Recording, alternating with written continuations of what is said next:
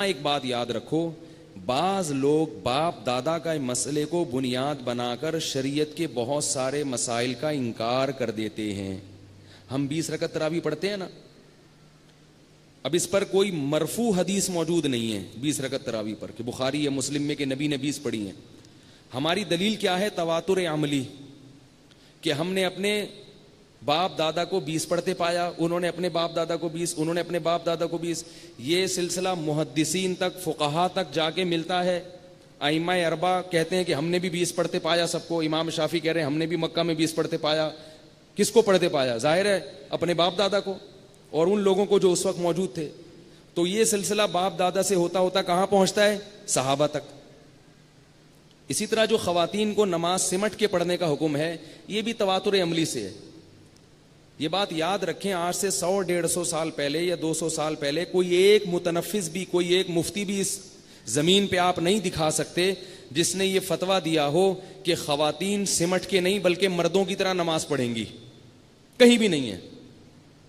تو صدیوں سے جو تواتر سے جو چیز چلی آ رہی ہے نا، تواتر سے، وہ کیا ہے کہ خواتین سمٹ کے نماز پڑھیں گی۔ یہی امام ابو حنیفہ کا بھی مذہب، یہی امام مالک کا بھی مذہب، یہی امام شافعی کا بھی مذہب، یہی امام احمد ابن حنبل کا بھی مذہب۔ حالانکہ یہ سارے بڑے بڑے محدثین تھے وقت کے، اور حدیث کو آج کے لوگوں سے بہت بہتر جانتے تھے۔ آج کے لوگ حدیث کے الفاظ کو جانتے ہیں اور یہ لوگ حدیث کی روح کو جانتے تھے۔ تو یہ سینہ بسینہ چلتی آئی ہے نماز، سینہ بسینہ۔ تبھی جتنے لاکھوں کروڑوں علماء فقہا جو گزرے ہیں، محدثین اور علماء، سب یہ کیا فتویٰ دیتے آئے ہیں کہ عورت کیا کرے گی؟ سمٹ کے نماز پڑھے گی۔ اب اس پہ دلیل مانگی جائے نا تو صریح حدیث موجود نہیں ہے اس پہ، جیسے کہ اور بہت سارے مسئلوں پہ صریح حدیث موجود نہیں ہے، لیکن ہم اس کو کیوں مانتے ہیں؟ تواتر عملی کی وجہ سے۔ جیسے رکوع میں جانے کے بعد جب ہم اٹھتے ہیں تو ہاتھ چھوڑتے ہیں نا، اس پہ کوئی حدیث نہیں ہے، لیکن ہم کیسے باپ دادا کو، بولو نا بھائی، فالو کرتے آ رہے ہیں۔ اسی طرح سعی کے دوران، سعی جو ہے نا، اس میں مردوں کو بھاگنے کا حکم ہے اور عورت کو چلنے کا حکم ہے۔ کوئی حدیث دکھاؤ جس میں نبی نے عورت کو بھاگنے سے منع کیا ہو۔ بہت مشکل ہے، کیا کریں یار بھائی؟ نبی نے جیسے یہ فرمایا صلو کما رأیتمونی اصلی، ایسے نماز پڑھو جیسے میں پڑھتا ہوں، تو قرآن نے یہ بھی تو فرمایا کہ لقد کان لکم فی رسول اللہ اسوۃ حسنہ، تمہارے لیے نبی کی زندگی میں نمونہ ہے۔ نبی نے جو عبادت جیسے کی تم نے بھی ویسے کرنی ہے۔ اس میں قرآن نے مرد اور عورت کا فرق نہیں رکھا۔ تو نبی نے سعی میں دوڑ لگائی ہے تو اس آیت کا تقاضا ہے کہ عورتیں بھی دوڑ لگائیں، مگر اس میں سب کا اجماع ہے کہ عورت دوڑ نہیں لگائے گی۔ حالانکہ جس کی سنت کو زندہ کیا جا رہا ہے حضرت ہاجرہ کی، وہ تو دوڑی تھیں اور وہ عورت تھیں، تو عورتوں کو تو زیادہ دوڑنا چاہیے کہ بھئی وہ تو عورت تھی، عورت ہو کے دوڑی تھی، تو ہم کیوں نہیں دوڑ سکتے؟ لیکن کیونکہ اس سے عورت کی بے پردگی کا خطرہ ہے اور عورت کے وقار کے خلاف ہے، اس لیے پوری امت کا صحابہ سے لے کے آج تک اجماع چلا آ رہا ہے کہ عورت وہاں پہ نہیں دوڑے گی۔ نہیں آ رہی بات؟ اسی طرح ہم جب جاتے ہیں طواف کے پہلے چکر میں رمل کرتے ہیں، رمل، سینہ تان کے اچھل کے چلتے ہیں، اس کو کیا کہا جاتا ہے؟ رمل ہوتا ہے نا پہلے 3 چکروں میں، جب احرام میں ہوتے ہیں پہلے 3 چکر میں کیا کرتے ہیں؟ رمل۔ لیکن عورتوں کو رمل کی اجازت، بولو بھائی، نہیں ہے۔ حالانکہ قرآن کہہ رہا ہے کہ تمہارے لیے رسول کی سنت میں، رسول کے طریقے میں نمونہ ہے۔ تو کیا مطلب؟ اس میں ہر چیز ہے، تو ہر چیز میں طواف بھی ہے یا نہیں ہے؟ تو جب طواف بھی اس میں داخل ہے تو جیسے نبی نے طواف کیا تو عورتوں کو بھی ایسے طواف کرنا چاہیے۔ اب اگر کوئی ہم سے سوال کرے کہ کوئی مفتی فتویٰ دے دے اس دور میں اور کہے کہ عورت کو بھی رمل کا حکم ہے، وہ بھی سینہ تان کے اچک کے چلے گی، ہم اس کو منع کریں گے کہ نہیں کریں گے؟ دلیل کیا دیں گے؟ بھائی صدیوں سے کوئی اس پر عمل نہیں کرتا آ رہا، سب کا یہی فتویٰ ہے کہ عورت رمل نہیں کرے گی۔ اب وہ کہ حدیث دکھاؤ، خدا کی قسم نہیں دکھا سکتے۔ کتابیں تلاش کرتے رہو گے، کوئی حدیث نہیں ہے جس میں یہ حکم ہے کہ عورت رمل نہیں کرے گی، کہیں بھی نہیں۔ اس پہ کیا ہے؟ تواتر عملی. بھائی صدیوں سے ایسا ہی ہوتا آ رہا ہے, ایک دوسرے کو فالو کرتے آ رہے ہیں سب. اب رمل کیوں نہیں کرے گی؟ اس لیے کہ اس میں بھی عورت کے وقار کے وہ بولو بھائی خلاف ہے. تو اسی کو لے کر صحابہ تابعین اور چاروں ائمہ نے استدلال کیا کہ نماز تو ہے ہی حیا کا مظہر. نماز میں تو عورت کو بہت زیادہ حیا کے اظہار کی ضرورت ہے, اس لیے کہ اس پہ تو نص موجود ہے. مرد کی نماز ناف سے لے کے گھٹنے تک کا علاقہ چھپا لے, سر بھی ننگا ہو, قمیض بھی نہ ہو, نماز ہو جائے گی. جبکہ عورت کو نماز میں اسکارف لینا پڑے گا. کیوں؟ اس کا تعلق عورت کی حیا سے ہے. کیا کریں, کیسے سمجھائیں؟ حیا سے ہے نا, تو اسکارف لینا پڑے گا. حضرت عائشہ رضی اللہ تعالی عنہا نے ایک دفعہ خواتین کی جماعت کرائی, تو مردوں کے خواتین کے بیچ میں کھڑی ہوئی ہیں. امام تو آگے کھڑا ہوتا ہے نا, حضرت عائشہ کہاں کھڑی ہوئی؟ بالکل بیچ میں. کیا کسی حدیث میں آیا ہے؟ انہوں نے خود سوچا کہ نماز چونکہ حیا کا مظہر ہے تو میرا جسم ظاہر نہیں ہونا چاہیے, بالکل بیچ میں چھپ کے. امام کو یعنی جو امامت کر رہی ہیں نا, تو وہ بھی چھپ کے کھڑی ہو رہی. امام جب غلطی کرتا ہے حدیث میں کیا آتا ہے؟ تسبیح کہو سبحان اللہ. مگر عورت کو کیا حکم ہے؟ وہ اپنا ہاتھ بائیں ہاتھ پہ مارے گی, زبان سے نہیں بول سکتی. حالانکہ عورت کی آواز کا پردہ نہیں ہے. لوگ امی عائشہ سے مسئلہ پوچھنے آتے تھے, امی عائشہ مسائل کا جواب زبان سے دیتی تھی, ہاتھ کے اشاروں سے نہیں دیتی تھی. تو نماز میں بھی امی عائشہ کو سبحان اللہ بولنے کی اجازت ہونی چاہیے نا. لیکن نبی نے پابندی لگائی کہ عورت نہیں بولے گی. عورت کیا کرے گی؟ ہاتھ سے ایسے مارے گی, ایسے. اس سے فقہا نے سمجھا کہ نماز میں عورت کو حیا کا اظہار عام حالات سے زیادہ کرنا ہے. نہیں آ رہی بات؟ پھر نبی صلی اللہ علیہ وسلم نے عورت کو حکم دیا کہ عورت کے لیے گھر کی نماز مسجد کی نماز سے افضل, اور گھر میں کمرے کی نماز صحن کی نماز سے افضل. اور ایسے ہوتا تھا نا, پہلے ایک صحن ہوتا تھا, پھر ایک برآمدہ ہوتا تھا, پھر برآمدے میں بھی جو کمرے کی نماز ہے وہ برآمدے کی نماز سے افضل. نہیں آ رہی بات؟ تو اس سے کیا پتہ چلتا ہے؟ فقہا استدلال کرتے ہیں کہ عورت کو چھپنے کا حکم ہے نماز میں خاص طور پہ. اس سے تمام فقہا نے استدلال کیا کہ عورت اس طرح سے سجدہ نہیں کرے گی, اس طرح سے رکوع اور قیام نہیں کرے گی جس طرح سے مرد کرتے ہیں, بلکہ وہ رکوع کی کیفیت میں, سجدے کی کیفیت میں, قیام میں اپنا عورت ہونا ثابت کرے گی. نہیں آ رہی ہے. وہ اپنا کیا ہونا ثابت کرے گی عورت. بعض لوگ اس پہ اشکال کرتے ہیں, بعض سلفی عرب علماء اشکال کرتے ہیں کہ بھئی اگر یہ عورت کو سمٹنے کا حکم اس لیے ہے کہ تاکہ سطر نہ کھل جائے, یہ جسم کے اعضاء ظاہر نہ ہوں, تو یہ تو اس وقت ہے نا جب کوئی مرد دیکھنے والا ہو. جب کوئی مرد دیکھنے والا نہ ہو آپ تو پھر بھی کہتے ہیں کہ سمٹ کے پڑے. ہم یہ کہتے ہیں کہ نبی نے جو عورت کو کہا کہ صحن کے بجائے گھر میں کمرے میں نماز پڑھنا بہتر ہے, تو کیا کوئی صحن میں دیکھ رہا ہے اس کو؟ اس کا تو اپنا گھر ہے. عورت کے لیے چہرہ صرف نماز میں کھول سکتی ہے اور دونوں ہاتھ کھول سکتی ہے, باقی پورا جسم ڈھکا ہوا ہوگا, چاہے وہ رات کے اندھیرے میں اکیلی پڑھ رہی ہو نماز, کوئی دیکھنے والا نہ ہو, پھر بھی ایسا کرنا پڑے گا اس کو. اس سے پتا چلا کہ عورت کو نماز میں اپنا عورت ہونا جو ظاہر کرنا ہے وہ اس لیے نہیں ہے کہ کوئی اس کو دیکھ رہا ہے, بلکہ کوئی نہ بھی دیکھے تو بھی اس کو اپنا عورت ہونا ظاہر کرنا ہے. ایک دو مثالیں اور دے کے میں بعد میں, میرا موضوع نہیں تو آج غریبی میں درمیان میں بات آ گئی, یہ کبھی اس موضوع پر ڈیٹیل میں انشاءاللہ بات کروں گا میں. ابھی تو یہ غریبی سمجھتے ہیں. بعض دفعہ غریبی پہلے ہوتی ہے, اصل پلیٹ بعد میں ہوتی ہے. ویسے تو اصول یہ کہ پہلے کھانا ہوتا ہے پھر غریبی چلتی ہے نا. آج ہم نے غریبی پہلے لگا دی, پھر کبھی موقع ملا تو اس پہ ڈیٹیل میں بات کریں گے انشاءاللہ. تو ایک اور دلیل دے کے میں اپنے اصل موضوع کی طرف آتا ہوں. اسی طرح یاد رکھو کہ عورت کا عورت ہونا جھلکتا ہے نماز میں. اس کی بڑی دلیل یہ ہے کہ عورت اگر نماز میں مرد سے آگے ہوگی تو مردوں کی نماز نہیں ہوگی. حالانکہ بعض عورتیں مردوں سے مقام اور مرتبے میں بلند ہوتی ہیں, جیسے آپ کی والدہ. حدیث میں آتا اخروہن من حیث اخرہن اللہ, عورت کو صفوں میں پیچھے رکھو. کیوں؟ ان کا مقام مرد سے کم ہے. لیکن بعض عورتیں ایسی ہیں جن کا مقام مرد سے زیادہ ہوتا ہے, پھر بھی ان کو پیچھے کھڑے ہونے کا حکم ہے.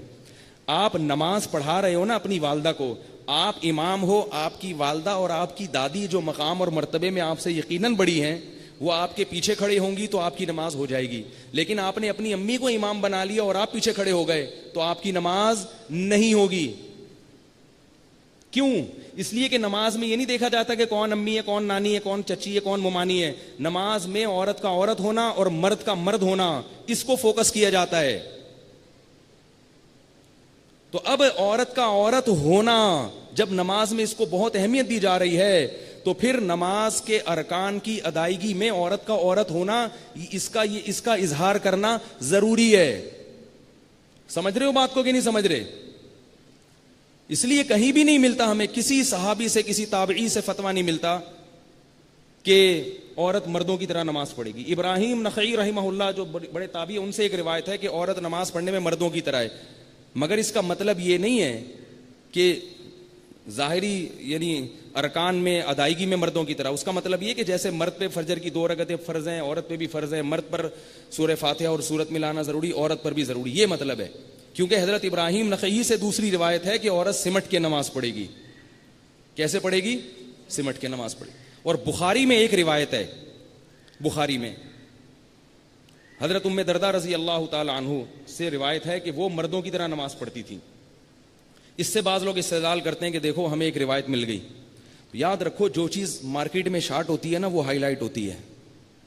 اگر اس تابعین کے دور میں سب خواتین اور مردوں کی طرح نماز پڑھتی ہوتی تو ان ایک کا تذکرہ امام بخاری نہ کرتے۔ اس سے پتہ چلتا ہے وہ ایک جو تھی وہ عام عورتوں کے طریقوں سے ہٹ کے نماز پڑھ رہی تھیں۔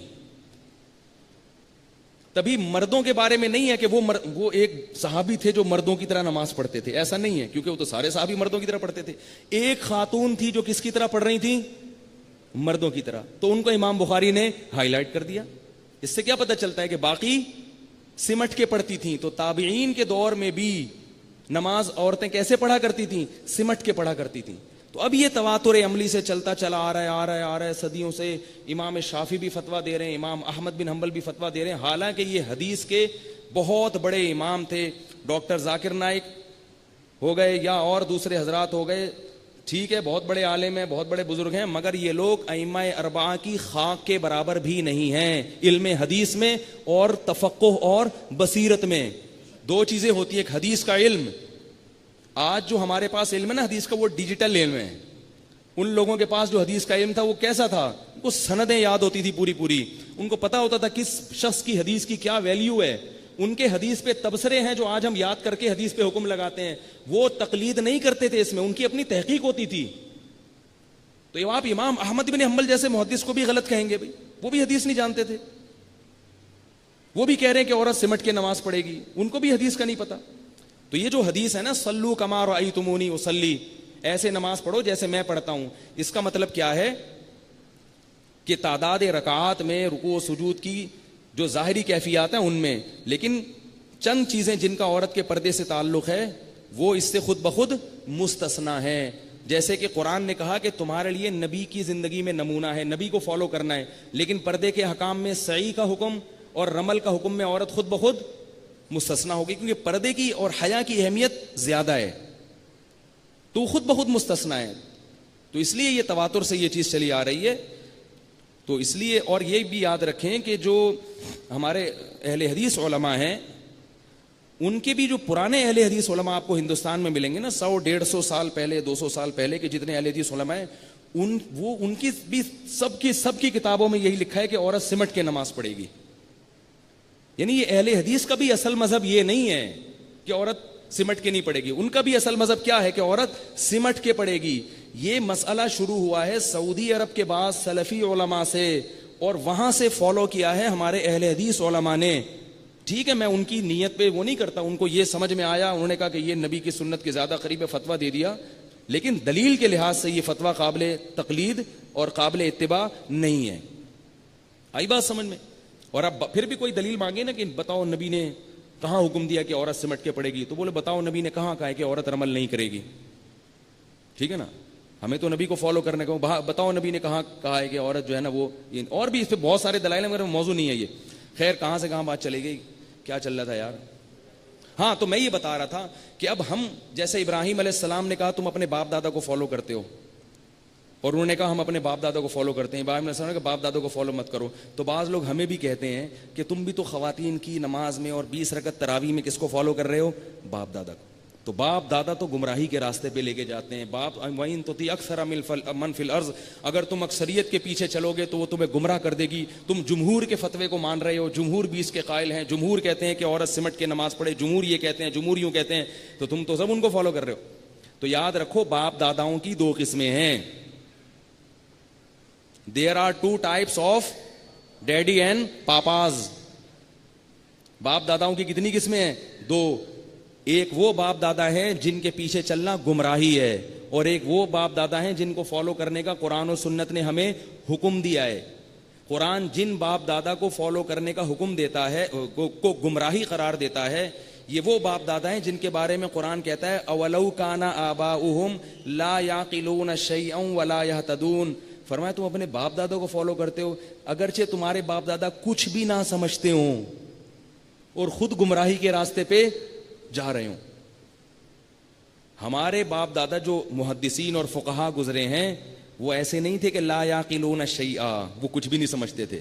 اگر ہم ان پہ یہ فتویٰ لگا دیں وہ معاذ اللہ کچھ بھی نہیں سمجھتے تھے تو یہ قرآن اور یہ حدیث جو ہمیں ان کے ذریعے سے ہم تک پہنچی ہے یہ سب مشکوک ہو جائے گا.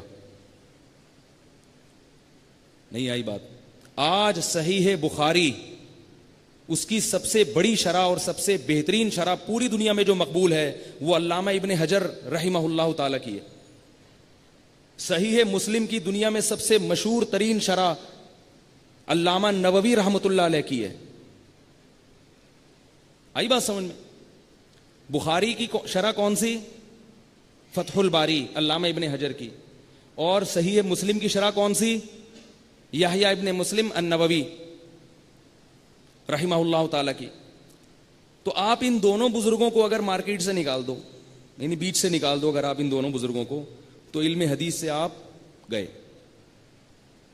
جتنے بھی آج کے محدثین ہیں نا جو حدیث پہ حکم لگاتے ہیں کہ جیسے علامہ ناصر الدین الالبانی رحمہ اللہ تعالیٰ کی یہ صحیح حدیث ہے یہ ضعیف، یہ سب حدیث کو صحیح اور ضعیف قرار دینے میں علامہ ابن حجر کے محتاج ہیں. ان کی تحقیق کے بغیر آپ ایک قدم بھی آگے نہیں جا سکتے. اور وہ تھے شافعی. آئی بات سمجھنے؟ وہ کیا تھے؟ شافعی تھے. وہ بھی اسی کے قائل تھے 20 رکعت تراویح ہے اور عورتیں کیا کریں گی؟ سمٹ کے نماز پڑھیں. علامہ نووی بھی اسی کا قائل. اور جتنی بڑی بڑی شروحات ہمیں ملتی ہیں علامہ ابن عبد البر رحمہ اللہ اور جتنے بھی بڑے بڑے ملتے ہیں تو یہ وہ باپ دادے ہیں جن کے پیچھے ہم چل رہے ہیں بھائی. امام احمد ابن حنبل امام بخاری کے اساتذہ میں ہیں. وہ یہ والے باپ دادا ہیں. ان کے بارے میں قرآن نہیں کہتا کہ لا یعقلون شیئا ولا یہتدون. ان کے پیچھے چل رہے ہو جبکہ ان کو تو کچھ پتہ ہی نہیں تھا. کہیں گے اللہ ان کو تو بہت کچھ پتا تھا، ہم سے زیادہ پتا تھا. تو ابا دادا جو ہے نا، یوسف علیہ السلام نے کیا کہا تھا؟ واتبعت ملت آبائی، میں اپنے باپ دادا کے دین پہ چلتا ہوں. کیونکہ وہ کون تھے؟ ابراہیم و اسحاق. وہ نہیں تھے کہ لا یعقلون شیئا، آتا ہی پتہ ہی کوئی نہیں، ادھر مٹھائیاں بٹ رہی ہیں. مولانا منظور چنیوٹی آئے ایک دفعہ، کہنے لگے پتہ ہے چنیوٹ کا نام ربوا کا نام تبدیل کر دیا ہے. میں نے کہا ہمیں تو پتہ ہی نہیں. کہہ رہے آپ کو پتہ ہی کوئی نہیں، ادھر مٹھائیاں بٹ رہی ہیں. بہت بڑے عالم تھے مگر وہ تھے پنجابی اسپیکنگ نا، تو اردو بڑی زبردست بولتے تھے وہ. یعنی آپ کو پتہ ہی کوئی نہیں اور ادھر مٹھائیاں بٹ رہی ہیں. تو وہ جب بھی میں یہ آتا ہے نا کہ لا یعقلون شیئا تو مجھے وہ آتا ہے پتہ ہی کوئی نہیں. لا یعقلون شیئا کا مطلب اللہ کہتے ہیں تمہارے باپ دادا کو پتہ کچھ ہے ہی نہیں. تو ہم جو جن باپ دادوں کو فالو کر رہے ہیں ان کو بہت کچھ پتا تھا، بہت کچھ پتا تھا. تو اس لیے انہی کو فالو کرتے رہیں، اس میں عافیت ہے. لیکن اگر کوئی اپنی رائے پیش کرتا ہے فروئی مسئلے میں کہ عورت سمٹ کے نہیں پڑے گی، تراویح 8 ہے، لڑنے کی چندہ ضرورت نہیں ہے. کیونکہ اس کے نہ وہ قائل تھے نہ قرآن و سنت میں اس کا کوئی تذکرہ ملتا ہے کہ چھوٹی چھوٹی باتوں میں پڑھ تو رہی ہے نا، پڑھنے دو اس کو. اب یہ نہیں کہ جا کے آپ نے مناظرے شروع کر دیے اور فتوے لگانا شروع کر دی. بعض لوگ مجھے یہ بھی کہتے ہیں کہ بھئی سعودیہ میں بھی تو عورتیں ایسے پڑھتی ہیں، جتنی عورتیں حج کرنے کے لیے آتی ہیں وہ بھی مردوں کی طرح نمازیں پڑھتی ہیں. یہ تو سمٹ کے نماز پڑھنا صرف بر صغیر میں ہے. تو یاد رکھو کچھ چیزیں اللہ نے بر صغیر والوں کو اسپیشل دی ہیں. تو اگر اللہ کسی کو اسپیشل وہ چیزیں دے دے تو اس میں کوئی پریشان ہونے کی ضرورت نہیں ہے. بر صغیر میں اسلام بہت سارے مسئلوں میں اوریجنل شکل میں موجود ہے. یہ جو لوگ کر رہے ہیں نا، جو سعودی عرب کی عورتیں، ان سے پوچھو کہ تمہاری دادیاں نانیاں بھی ایسے پڑھتی تھی کہ نہیں پڑھتی تھی؟ ان سے پوچھو, وہ بتائیں گی کہ ہماری پردادی ایسے نہیں پڑھتی تھیں, اور اگر کسی کی پردادی زندہ ہو تو ابھی جا کے پوچھ لو اس سے سعودی عرب میں, سمجھ رہے ہو نا. تو یہ بعد میں وہاں چونکہ سلفی علماء کا زور ہوا تو انہوں نے جب فتویٰ دیا ہے تو پھر سعودی عرب کی ایک بڑی حیثیت ہے دنیا میں, تو وہ پھر ان کے وسائل بھی بہت ہیں, ان کا فتویٰ پوری دنیا میں 1 سیکنڈ کے اندر پھیل جاتا ہے. ہمارا تو انڈا موڑ سے باہر نکلتے نکلتے کئی سال لگتے ہیں, انڈا موڑ سے گھوم گھام کے واپس آ جاتا ہے. تو ظاہر ہے ان کے پاس ایک یعنی ایک مکہ اور مدینہ کے ایک بہرحال ایک احترام بھی ہے اور ہونا بھی چاہیے, تو اس لیے وہ فتویٰ زیادہ دنیا میں پھیل گیا ہے. لیکن دلائل کے لحاظ سے ایسا نہیں ہے. میں تبھی کہتا ہوں کہ اگر سعودیہ کے علماء کو فالو کرنا ہے تو پھر امام شافعی کو فالو کرو, وہ تو قریشی تھے, ہاشمی تھے اور مکہ کے تھے. مکہ کے مفتی کو فالو کرنا ہے تو امام شافعی کو کیوں فالو نہیں کرتے, امام احمد بن حنبل کو کیوں فالو نہیں کرتے, کہ مکہ والے جن کو فالو کر رہے ہیں ان کو فالو کیوں نہیں کرتے آپ. خیر یہ فروئی مسئلہ, اس میں لڑنا نہیں ہے, میں نے تو صرف دلائل دیے ہیں آپ کو. کسی کے سمجھ میں آئے ٹھیک ہے, نہیں آئے تو بھائی جیسے پڑھ رہا ہے پڑھتا رہے.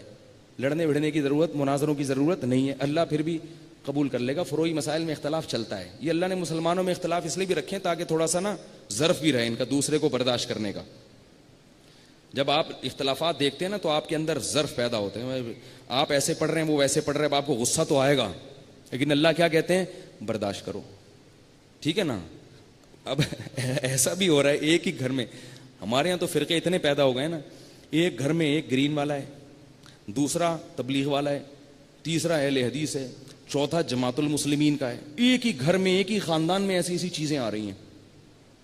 وہ عجیب ہے, وہ ادھر کا سیٹ رہا ہے, وہ کہہ رہا ہے سہروزے پہ چلو, وہ کہہ رہا ہے فیضان مدینہ چلو, وہ کہہ رہا ہے تم دونوں جہنمی ہو, تم تو مقلد ہو, اصل تو قرآن و سنت ہے, وہ اہل حدیث ہیں. اور جماعت المسلمین والے کہتے ہیں تم لوگ کے تو نام ہی فرقہ وارانہ ہے. بتاؤ قرآن میں کہاں ہے اہل حدیث, قرآن میں کہاں ہے دیوبندی, حنفی, تبلیغی, کہاں ہے؟ آؤ جماعت المسلمین. قرآن میں تو صرف مسلمین ہے, اور توحیدی کہتا ہے کہ قرآن میں مسلمین ہے, جماعت المسلمین نہیں ہے. تو اتنی چیزیں مارکیٹ میں آ گئی ہیں, پریشان ہونے کی ضرورت نہیں ہے. ایک شعر یاد کر لو,